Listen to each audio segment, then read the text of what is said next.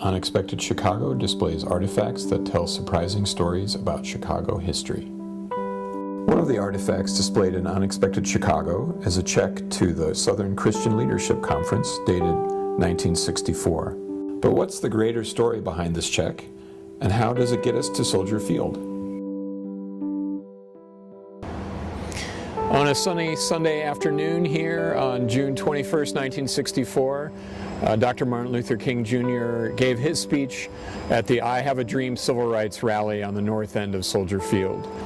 70,000 people packed the stands here at Soldier Field to hear Dr. Martin Luther King Jr. give his speech about the 1964 Civil Rights Act and civil rights issues around the world.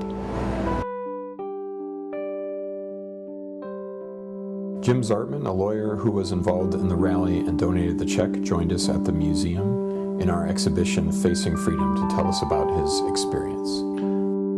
As the treasurer of the Illinois Rally for Civil Rights, I kept all the books and received all the money and accounted for all the payments that were required for the rally.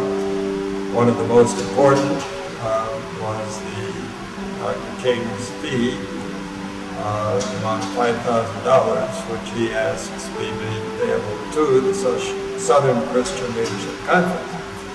And I had the checkbook, and I was the one authorized to sign, co-sign for the rally. And it was the first time that so many like-minded forces of goodwill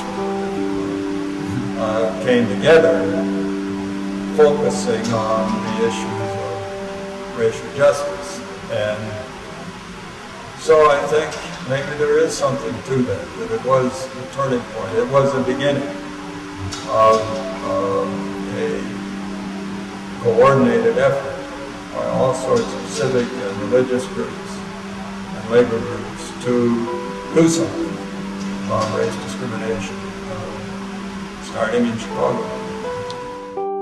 Although this artifact is just a signed check, it is part of a much greater story about Chicago and national history.